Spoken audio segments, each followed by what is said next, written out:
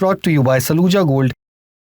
भारत का सबसे भरोसेमंद सलूजा गोल्ड टीएमटी बार। Saluja gold TMT. अब सही पकड़े हो कॉन्ट्रैक्टर बाबू, मजबूती सब कुछ है। ईरान और अमेरिका के पास एक प्रपोजल पहुंचा है। इसमें जंग खत्म करने का प्रस्ताव है और इसे तैयार किया है खुद पाकिस्तान ने। लेकिन सवाल है कि क्या ईरान इस प्रपोजल को मानेगा, ईरान का क्या रिस्पॉन्स है इस पर और इस प्रस्ताव में क्या लिखा है, ये जानेंगे।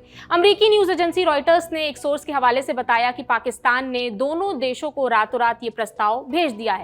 दोनों देश यानी कि अमेरिका और ईरान अब बस हाँ का इंतजार है और इस प्रस्ताव में 2 फेज का जिक्र है।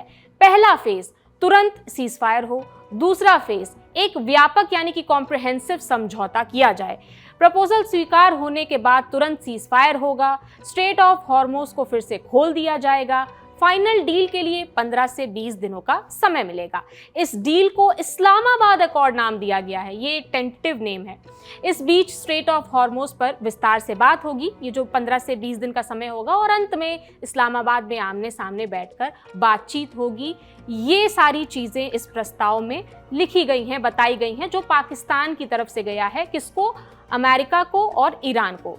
रॉयटर्स ने सोर्स के हवाले से इस डील पर 5 बड़ी बातें बताई हैं। सोर्सेज ने बताया कि आज यानी 6 अप्रैल को इस प्रपोजल पर सहमति बनना जरूरी है। शुरुआती तालमेल को एमओयू के तौर पर तैयार किया जाएगा, जिसे पाकिस्तान के जरिए इलेक्ट्रॉनिकली फाइनल किया जाएगा। इस बातचीत में पाकिस्तान ही इकलौता मीडिएटर है। दूसरी बड़ी बात, पाकिस्तान के सेना प्रमुख फील्ड मार्शल आसिम मुनीर पूरी रात अमेरिकी वाइस प्रेसिडेंट जेडी वांस और मिडिल ईस्ट में यूएस के राजदूत स्टीव विटकॉफ और ईरान के विदेश मंत्री अब्बास अरागची के साथ कांटेक्ट में थे। उनके बीच बातचीत चल रही थी। तीसरी बड़ी बात, ईरान परमानेंट सीजफायर चाहता है। वो ये गारंटी भी चाहता है कि अमेरिका और इजराइल उस पर दोबारा हमला नहीं करेंगे। चौथी बड़ी बात, ईरान को तुर्की और इजिप्ट जैसे देशों से भी मैसेजेस मिल रहे हैं। पांचवी बड़ी बात, फाइनल डील में ये उम्मीद जताई जा रही है कि ईरान न्यूक्लियर वेपन नहीं बनाने का वादा करेगा और बदले में उस पर लगे सैंक्शंस हटा दिए जाएंगे, उसकी फ्रीज की गई प्रॉपर्टीज रिलीज कर दी जाएंगी। फिलहाल अमेरिका और ईरान की ओर से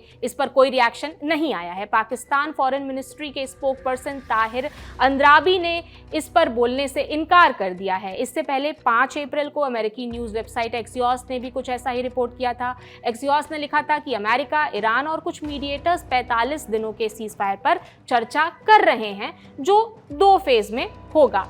ईरानी सेना IRGC की मीडिया तस्नीम न्यूज एजेंसी ने इस रिपोर्ट को ठुकरा दिया है, उसने मानने से इनकार कर दिया है।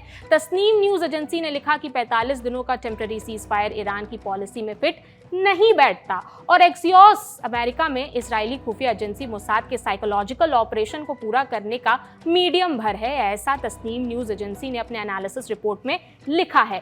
ईरान का मानना है कि ऐसे किसी भी सीजफायर का कोई मतलब नहीं है जो उसकी शर्तों को पूरा ना करती हो। ऐसे सीजफायर से दुश्मनों को फिर से एकजुट होने का समय मिल जाएगा। ईरान ने बार बार ऐसे टेम्पररी डील्स को ठुकराया है जिनमें दोबारा हमले की गुंजाइश हो।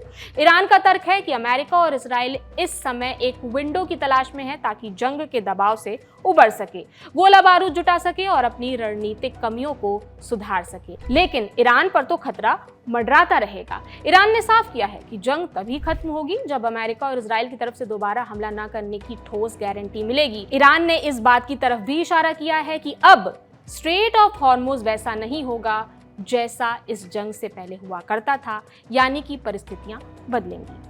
इस पूरे विवाद पर आपकी जो राय है हमें कमेंट सेक्शन में जरूर बताएं। मेरा नाम प्रगति है, देखते रहिए दी लल्लन टॉक। शुक्रिया।